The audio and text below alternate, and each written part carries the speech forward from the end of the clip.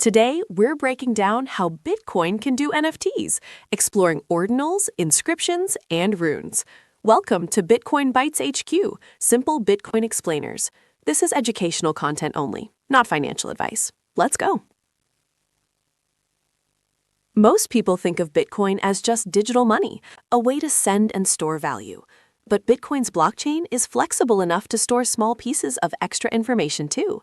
In fact, Satoshi left a tiny note in the very first block, known as the Genesis block. It said, "The Times 03 Jan 2009, Chancellor on brink of second bailout for banks." This text wasn't in the block header. Headers are fixed at 80 bytes and can't hold arbitrary data. Instead, Satoshi cleverly embedded it in the Coinbase transaction, the special first transaction in a block that creates the block reward. A quick note, the Coinbase transaction here refers to a Bitcoin protocol term. The company Coinbase is named after it, but they're not involved in this process. In Bitcoin, the Coinbase transaction is simply the first transaction in a block. The Coinbase field is a special, flexible data area within this first transaction, allowing miners to include up to about 100 bytes of arbitrary data. It acts as a signature-less input that lets creators embed messages, identify mining pools, or store other consensus-related information. Satoshi used this field to leave a tiny, permanent 69-byte message in the Genesis block, a precursor to modern inscriptions. Satoshi's inscription was just 69 bytes, tiny compared to the block's base size limit of 1 million bytes, 1 MB. That's less than 0.01% of the block, and even smaller compared to modern blocks with SegWit, which often reach 1.5 to 2 MB. This illustrates a key lesson. Bitcoin can carry extra data, but the amount must be small relative to the block. Fast forward to today, and we have ordinals. Ordinals give each Satoshi, the smallest unit of Bitcoin, a unique number based on its position in the blockchain. This numbering allows people to attach inscriptions to specific Satoshis. Think of a Satoshi as a tiny envelope, ordinals as its address, and inscriptions as the note inside. The envelope moves with the normal flow of Bitcoin, but now it can carry extra content. An inscription is simply data attached to a Satoshi. It could be text, a small image, or even a short animation. Unlike NFTs on other blockchains, the data lives directly on Bitcoin's ledger, meaning it's permanent, verifiable, and censorship-resistant. Then there's runes, which are optional metadata or rules applied to inscriptions. They don't change Bitcoin's fundamental rules, but they help standardize or categorize the content. For example, a rune could indicate that an inscription represents a collectible, a ticket, or a digital certificate of ownership. Think of it as a label on your note inside the envelope, saying birthday card or concert ticket. Because Bitcoin blocks are limited in size, roughly 1 megabyte for base data and up to 4 million weight units with SegWit, inscriptions must be small. Large images or videos are expensive to store on-chain, so creators usually keep inscriptions compact and sometimes split larger files across multiple Satoshis. This keeps Bitcoin efficient and prevents bloating the network.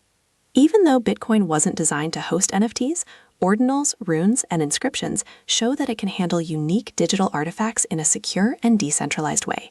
With that foundation, let's explore practical examples and common misunderstandings. One practical use case is digital collectibles. Artists can inscribe small images or pixel art directly onto Bitcoin, creating truly unique on-chain items. Unlike typical NFTs, the artwork is stored permanently on Bitcoin, so it can't disappear if a server goes offline. Another use case is tickets or event passes. A rune could label an inscription as a VIP access pass, which can be verified on Bitcoin without relying on a third-party platform. Some people also experiment with digital certificates or proofs of authenticity. For example, a musician could inscribe a rune that proves the origin of a song or sample, creating a decentralized verification system that lives on Bitcoin itself. Expanding on this, Bitcoin can also be used to tokenize real-world assets. You could attach a hash, certificate, or metadata to a Satoshi representing ownership or proof of a physical item, like a piece of art, a rare collectible, or even a deed. While this doesn't automatically grant legal ownership, it creates a permanent, verifiable digital record of the claim on Bitcoin's blockchain. And yes, Bitcoin can host NFT-like collectibles, even though the market isn't as large as Ethereum's. The difference is that all these assets live on-chain, making them permanent, verifiable, and censorship-resistant. Bitcoin isn't just money, it can be a decentralized information layer capable of supporting unique digital artifacts alongside its original purpose. A common misunderstanding is that you need a new blockchain or side system to do this. You don't. Bitcoin itself, with ordinals, inscriptions, and runes, can accommodate these creative use cases. The demand may be smaller than on altcoins, but the security, permanence, and decentralization are unmatched. Transaction costs are another consideration. Each inscription adds data to a transaction, so larger files cost more to confirm on the network. This is why smaller inscriptions and efficient use of runes are common. It's a natural trade-off. You get permanence and security, but must be mindful of size. When I first learned about ordinals and inscriptions, I thought they were just art experiments. What changed my view was seeing how versatile the Bitcoin blockchain really is. It's not just for sending money. It can host digital collectibles, certificates, tickets, and more, all in a way that's permanent, verifiable, and decentralized. Another insight I gained is that smaller inscriptions are often better. Large files can bloat transactions, but small inscriptions carry meaningful data without compromising Bitcoin's efficiency. This reinforces the idea that Bitcoin can balance security, decentralization, and creative applications. A small step you can take is to explore an ordinal or inscription online. You can use a Bitcoin Ordinal Explorer, for example, sites like Ordiscan or OKLink, to look up a transaction ID or Satoshi number. This lets you see the text, image, or metadata attached, all permanently stored on Bitcoin. Observing them helps you understand how Bitcoin can carry more than just money.